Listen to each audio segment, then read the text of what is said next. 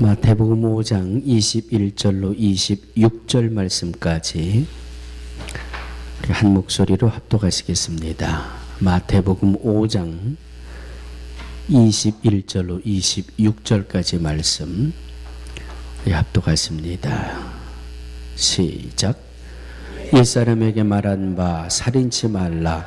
누구든지 살인하면 심판을 받게 되리라 하였다는 것을 너희가 들었으나 나는 너희에게 이르노니 형제에게 노하는 자마다 심판을 받게 되고 형제를 대하여 나가라 하는 자는 공회에 잡히게 되고 미련한 놈이라 하는 자는 지옥불에 들어가게 되리라. 그러므로 예물을 제단에 드리다가 거기서 내 형제에게 원망 들을 만한 일이 있는 줄 생각나거든 예물을 제단 앞에 두고 먼저 가서 형제와 화목하고 그 후에 와서 예물을 드리라. 너를 송사하는 자와 함께 길에 있을 때에 급히 사화하라. 그 송사하는 자가 너를 재판관에게 내어주고 재판관이 관례에게 내어주어 옥에 가둘까 염려하라. 진실로 내게 이르노니 내가 홀이라도 남김이 없이 다 갚기 전에는 결단코 거기서 나오지 못하리라. 이 말씀은 살아계신 하나님의 말씀입니다. 아멘. 16세기 초에 개신교회의 종교개혁가 마틴 루터라는 분이 있습니다.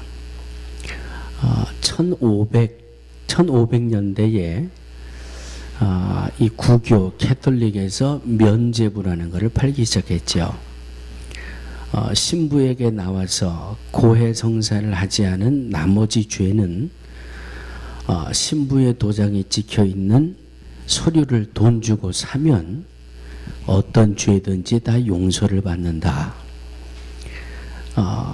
성당에 있는 그 성물을 내다 팔면서 이 성물을 돈을 주고 사다가 가정에 놓으면 병에서 고침을 받고 문제들이 해결을 받고 이 신부들의 타락과 또 성당에서 캐톨릭에서 이루어지는 그런 모든 그 변질되고 타락되는 모습을 보면서 마틴 루터가 종교 개혁을 하기 시작합니다. 그 종교 개혁이 뭐냐? 여러분 그렇게 신학적으로 깊이 몰라도 마틴 루터라는 분이 종교 개혁을 했다는 것은 딴 거 아니에요. 믿음 생활 바로 하자. 바르게 예수 믿고 바르게 믿음 생활하고 제대로 믿음 생활하자. 이래서 구교와 신교가 나뉘어지게 되고 소위 프로테스탄트라고 하는 개신교회가 16세기 초부터 시작이 되지요. 믿음 생활을 바로 하자. 엉터리같이 면죄부 사가지고 죄를 용서 안 받고 성전에 있는 기명 돈 주고 사가지고 이렇게 엉뚱하게 예수 믿지 말고 오직 의인은 믿음으로 말미암아 살리라. 믿음 생활 제대로 하자. 바로 하자. 그래서 이 종교 개혁을 이루게 됐는데 이 마틴 루터가 믿음 생활을 바로 하는 것은 따라하시기 바랍니다. 예배 생활부터 시작입니다. 바르게 믿음 생활하는 것은 예배 생활에서부터 시작이 되어야 됩니다. 우리가 하나님을 믿는다는 것, 내가 하나님과 함께하고 하나님이 나와 함께 하신다는 것은 바로 내가 하나님 앞에 예배 드리는 그 예배를 의미합니다.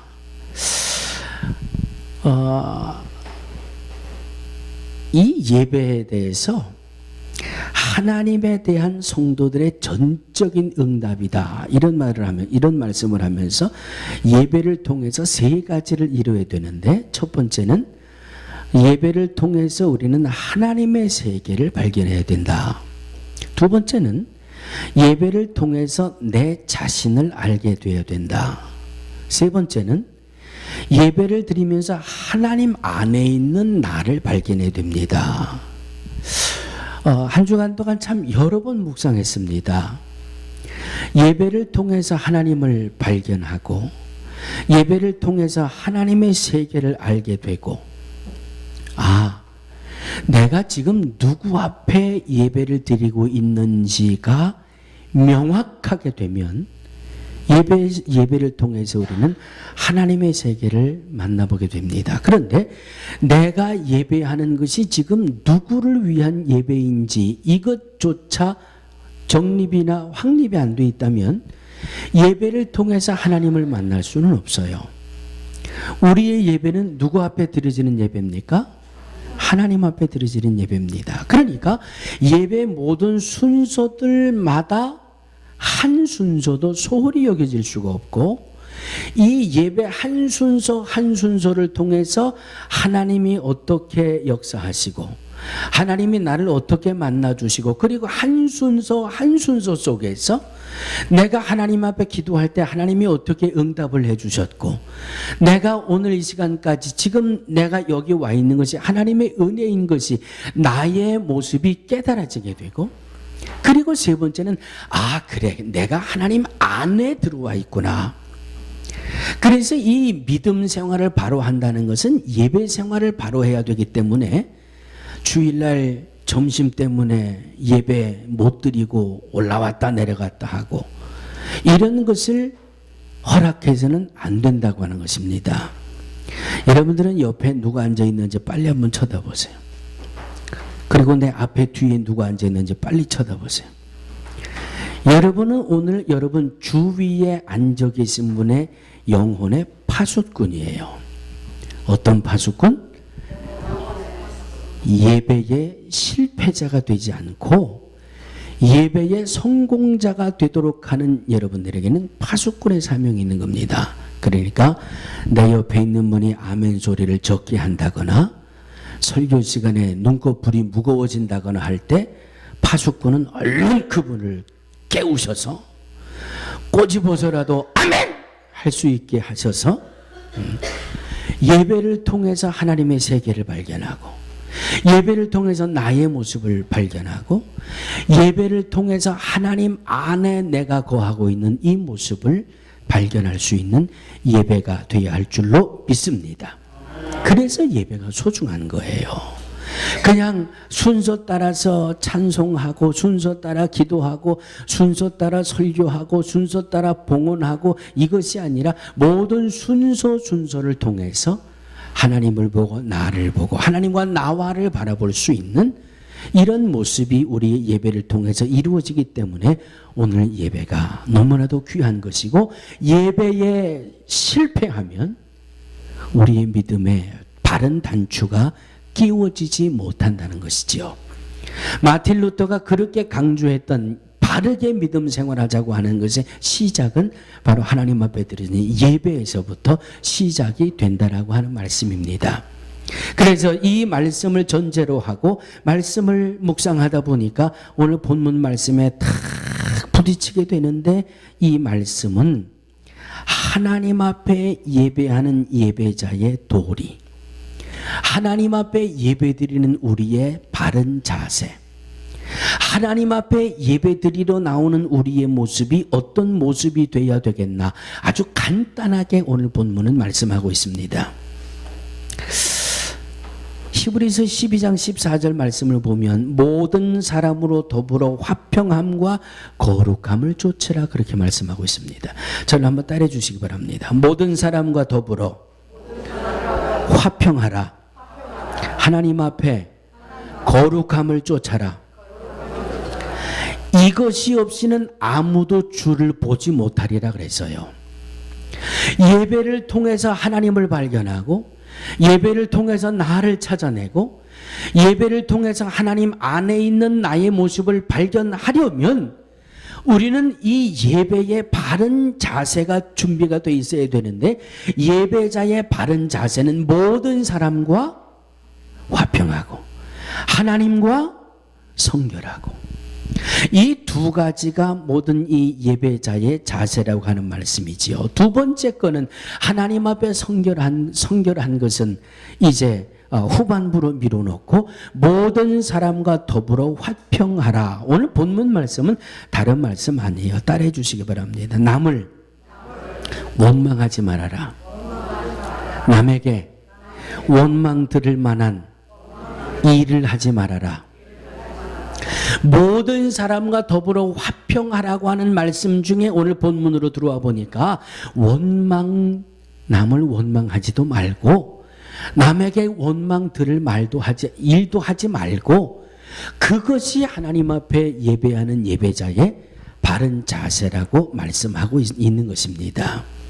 한번 따라해 주시기 바랍니다. 하나님 앞에 예배 드릴 때 내 마음에 불평이 없어야 합니다. 불평은 반드시 원망을 가져오게 돼 있어요. 불평은 원망을 가져오고 원망을 가져오면 내 마음의 문이 닫히게 돼 있어요. 불평으로 꽉 차 있는데 마음이 열린다? 글쎄요. 여러분 창세기 25장에 가보면 야곱이라고 하는 인물이 등장을 합니다. 야곱이라고 하는 인물을 창세기 25장 이후에 보게 되는데 이 야곱은 쌍둥이로 태어났어요. 그렇죠? 야곱이 형이에요? 동생이에요? 동생이에요. 형의 이름은 에서예요. 야곱에게는 이게 평생 한이에요. 이게 평생 원망이고 불평이에요. 내가 조금만 일찍 나왔으면 내가 형이 될 텐데. 글쎄요. 성경에 딱히 요셉이 이 야곱이 동생으로 태어난 것이 불평이다 원망이다 그렇게 말씀하고 있지 않습니다만은 창세기 25장 이하의 말씀을 보면 그가 장자를 통해서 이루어지는 그 축복이 얼마나 소중한지를 알면서 내가 형으로 태어나지 못한 것이 늘 마음에 맺혀 있어요. 그래서 어느 날 이 형 에서가 들에 나가서 사냥을 하고 그냥 이리 뛰고 저리 뛰다가 들어오니까 배가 고프단 말이죠. 형은 배가 고파서 허덕거리는데 동생 야곱은 뭐 하고 있었어요? 아주 맛있게 팥죽을 쓰고 있었어요. 그래서 형이 헐레벌떡 들어오니까 이 동생 야곱이 뭐라 그래요? 에? 팥죽을 먹고 싶으십니까 형님? 그랬는지 팥죽 줄까? 이랬는지는 잘 모르겠습니다만은 이 에서가 배가 고파가지고 야 동생하고 팥죽 한 그릇만 주라 그랬더니 이 야곱이 대뜸 뭐라 그래요? 여기 맺혀 있어 여기. 그러니까 이것저것 생각도 못하고 그냥 툭 튀어나와. 여기 쌓여 있는 게 내가 팥죽 줄 테니까 그럼 장자 명분을 내게 팔아라. 예? 이 야곱의 마음은 이게 늘 불평과 원망으로 맺혀 있었기 때문에 그냥 주저없이 툭 튀어나오는 거예요. 그런데 에서는 장자 명부 그까지 그거 판다고 해서 내가 형이 아우가 되고 아우가 형이 되냐? 전혀 생각 없이 전혀 미련 없이 그냥 팥죽 한 그릇에 그래 야 너 이 형 먹고 떨어져라. 네가 형해라. 그래서 그냥 순식간에 야곱은 팥죽 한 그릇에 장자 명분을 사지 않습니까? 그런데 그게 훗날 어떤 일을 이루네요? 예?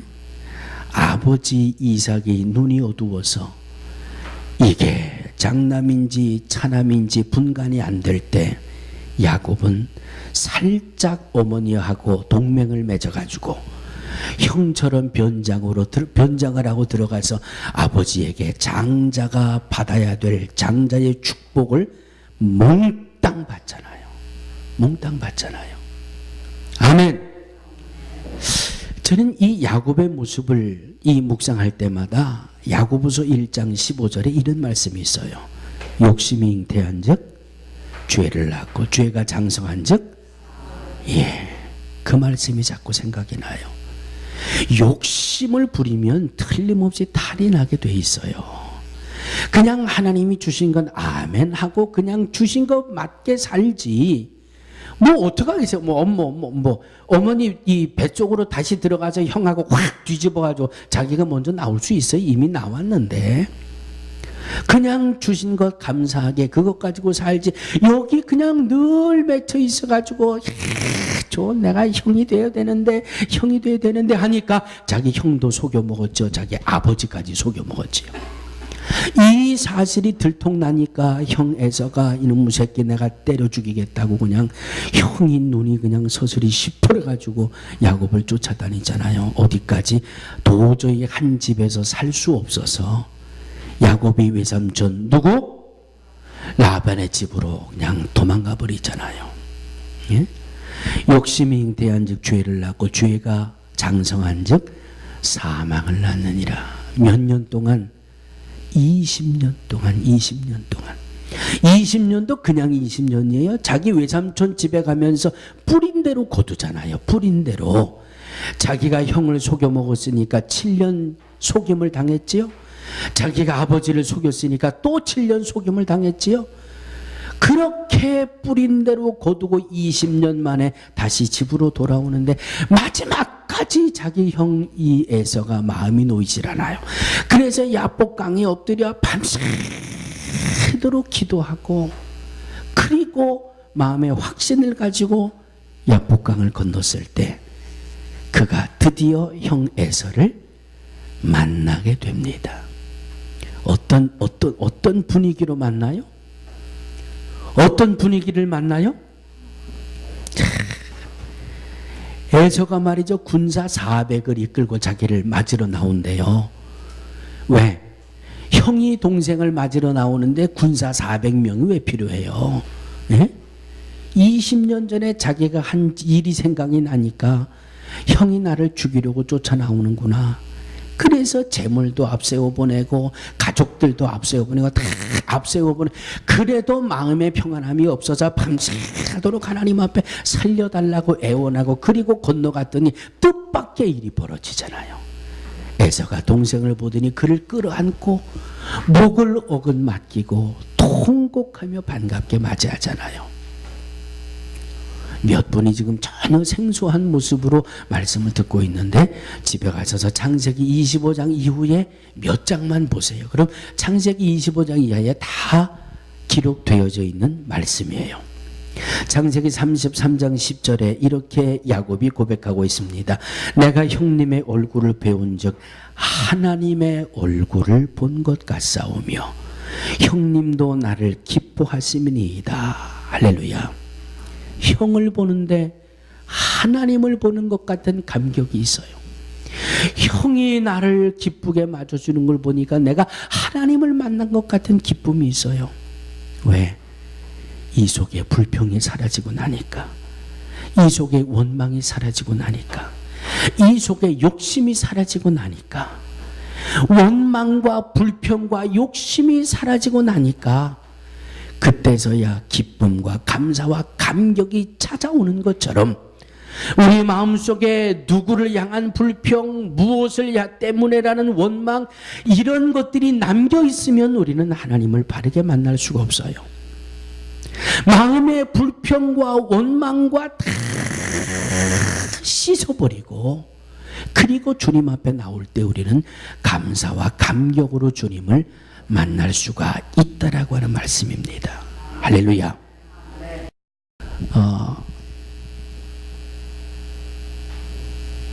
266 베드포드 파크 블루바트, 아주 유명한 아파트예요. 우리가 1층에 살았는데요. 우리 창문 맞은편에는 우리 규태집 창문이 마주 보이고, 그리고 우리 창문 옆에는 소방서가 있어가지고 시도 때도 없이 소방차가 얼마나 들락날락 거리는지 몰라요. 그런데 그 리빙룸에서 우리가 새벽 예배를 드렸거든요. 개척 초기에. 얼마나 새벽 예배 때 뜨겁게 은혜를 이 기도를 하는지, 소방차가 들어오는지 나가는지도 모르고, 그리고 우리는 목사님 무슨 리빙룸에서 무슨 새벽 예배를 드려요. 옆집 사람이 수해요. 윗집 사람이 폴리스 불러요. 불평하는 분들은 그 새벽에 안 나오고요. 어디든지 그저 주의 종이 있고 성도들이 있고 예수님 앞에 제단을 쌓으면 이곳이 하나님을 만나는 자리입니다라고 믿음을 가지고 나온 분들은요, 그렇게 새벽에 부르짖어도 옆집에서 컴플레인 한 번 안 하고요, 윗집에서 문 한 번 안 두드리고요, 소방차가 아무리 들락날락거려도 하나 소리도 못 들어요. 그리고 나서 이 수지식품 옆에 예전엔 뉴욕제가 있었잖아요. 그 뉴욕제가 2층에 그 룸을 얻어가지고 가운데 리빙룸을 좀 터가지고 거기서 또 한 6개월인가 7개월 우리가 거기서 예배를 드리지 않습니까? 거기서도 새벽에 얼마나 열심히 드렸어요. 새벽에 차 세우기도 불편하고 좀 새벽엔 좀 조용조용히 기도해야지요. 그런데 여러분, 지금도 기억하시는 분들 계실 거예요. 그 수지식품 옆에 2층에서 새벽 예배 드릴 때요, 얼마나 열심히들 기도하셨는지 새벽 예배를 끝나고 나오니까 그냥 동네가 벌거덕 뒤집어졌어요. 그냥 문을 열고 나오니까 그냥 길바닥에 다 소방차가 한 10대 이상 와 있고 말이죠. 우리 예배 드리는 곳 다음 건물에서 불이 나가지고 소방차에 폴리스에 야단법석이 났는데 새벽 예배 끝날 때까지 아무도 그 사이렌 소리를 들은 사람이 없어요. 누구도 와서 우리 예배 드리는데 두드린 적이 없어요.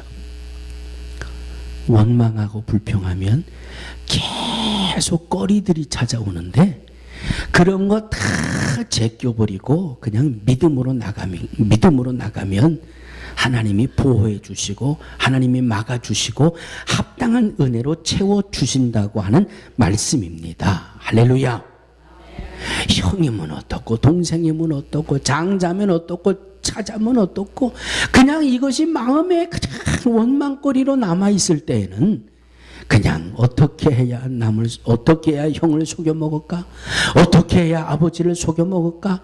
그냥 이것으로 정신이 없는데 이것 그냥 다 털어버리고 나니까 형을 만나면서도 하나님을 만나는 것처럼 감격을 얻게 됐다라고 하는 이 고백처럼, 사랑하는 성도들이요, 하나님 앞에 나올 때 우리 안에 어떤 불평이 있든지 그 불평을 다 믿음으로 던져버리시고 주님 앞에 나와 예배하는 예배가 되어지기를 주의 이름으로 축원합니다. 두 번째로 따라해 주시기 바랍니다. 남을 원망해서도 안 되고 원망을 들어서도 안 됩니다. 그런데 설교 시간에 저를 안 쳐다보면 나는 자꾸 원망하고 싶어지거든요.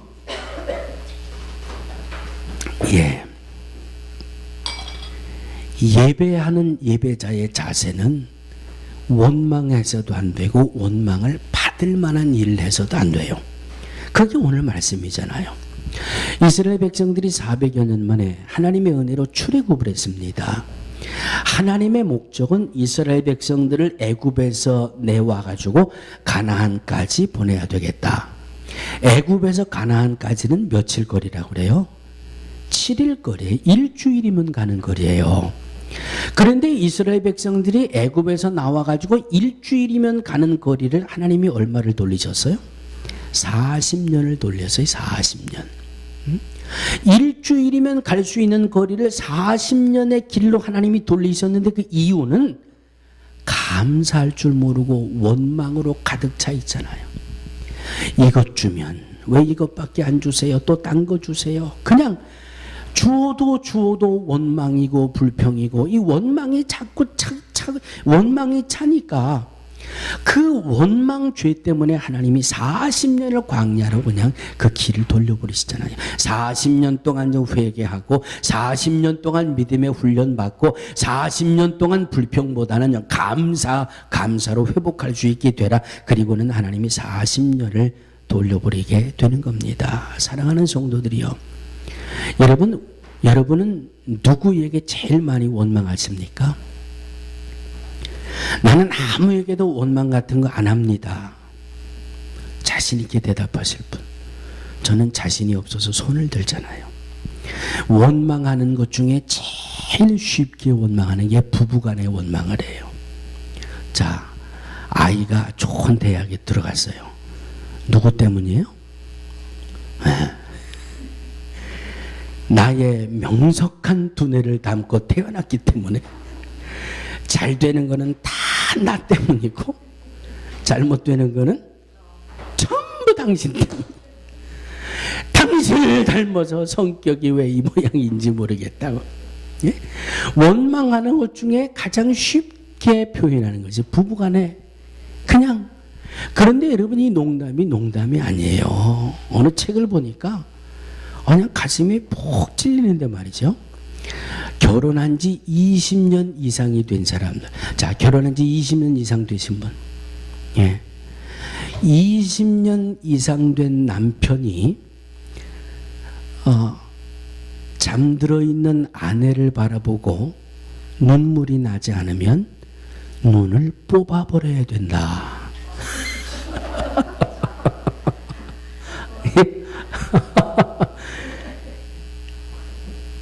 여러분, 긍정이 되십니까? 네? 결혼한 지 20년이 지난 부부가 아내가 잠들고 있는 남편을 바라보고 눈에 눈물이 나지 않으면 그 눈은 뽑아버려야 된대요. 남편이 잠들고 있는 아내를 쳐다보고 눈물이 나지 않으면 눈을 뽑아버려야 된대요. 남편의 자격이 없다는 거예요. 아내의 자격이 없다는 거예요. 예?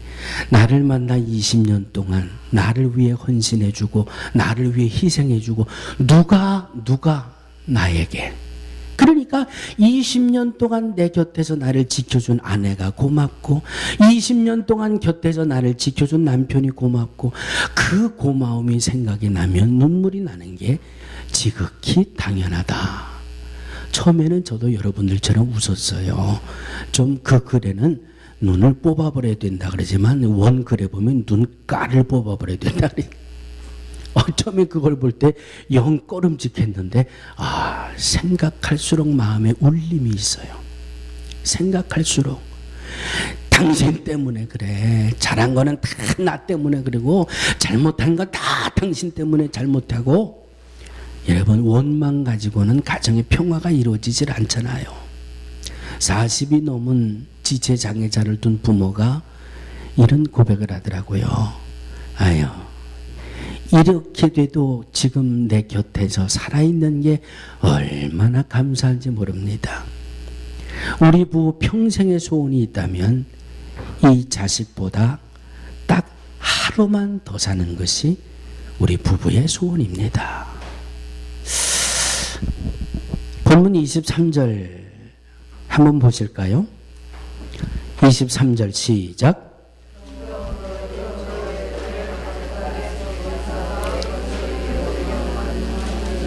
예, 예물을 제단에 드리다가 하나님 앞에 예배를 드리다가 형제에게 원망받을 만한 일이 생각나거든 스탑하고 나가서 먼저 내가 잘못했어, 나를 용서해줘, 그 화목을 원망거리를 먼저 해결하고 와야 이 예배를 통해서 우리는 하나님을 만날 수 있다라고 하는 말씀이에요.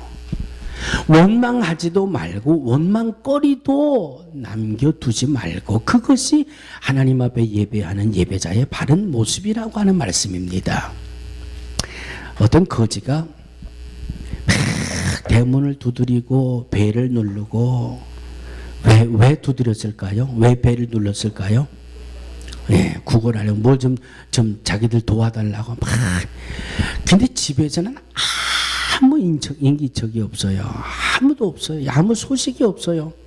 그러니까 뭐 대문을 두드렸다가 배를 눌렀다가 그러다가 이 거지가 화딱지가 나니까 뭐라고 소리를 질러나 하면 내가 조금 전에 당신들 집에 들어가는 거 봤는데 내가 거지라고 안 도와주려고 그러고 안 도와주려고 집에 그냥 가만히 있는 거 내가 다 아는데 좀 나와서 도와주지 말이야. 뭐 집에 들어가는 걸 봤대요. 보고 나서 이제 와서 벨도 누르고 대문도 두드리는데 전혀 인기척이 없으니까 뭐 갖은 이 소리 저 소리 다 쏟아붓고, 그리고 이제 그냥 에이 잘 먹고 잘 살아라 그리고 싹 갈라고 그러다 보니까 그 집 옆에 어느 교회 다닌다는 교회 이 명패가 있거든요. 그거를 보더니 세상에, 야 그러고 당신이 교회 다니는 사람이냐, 전국 가나 어디 보자. 그리고 이제 한 가지가 더 붙었어. 예? 그래 예수 믿는 사람이 교회에서 그렇게 가르쳐 주느냐. 그냥 고래고래 소리를 지르고, 그런데 그 거지가 막 소리를 지르는 그 옆에 어느 남자하고 여자하고 서가지고 눈물을 쭉쭉 흘리고 있어요. 그리고 이 거지는 막 있는 대로 소리를 지르고 돌아갔어요. 그 옆에서 눈물을 흘리며 서 있던 부부는 바로 그분들이 나가는 교회 목사님과 사모님이었어요. 신방 약속이 돼 있어가지고 예배를 드리러 왔는데 지금 그 대문간에서 그 난리가 벌어진 거예요. 도저히 목사님하고 사모님이 그 집에 들어갈 용기가 나질 않아서 한참 동안 담 옆에서 기도하고 회개하고 기도하고 회개하고, 그리고 그 집에 들어가 예배를 드립니다. 하나님, 내가 이 가정 믿음을 잘못 가르쳤습니다. 내가 이 가정의 신앙을 너무 엉터리로 가르쳤습니다. 하나님, 싹군 같은 나를 용서해 주시고, 그날 그 예배는 통곡과 회개의 예배였고요. 그 예배 이후에 그 가정의 모습이 달라졌다는 거예요. 할렐루야. 우리가 하나님이 나의 예배를 받으십니다. 하나님 내 예배를 연락하여 주옵소서.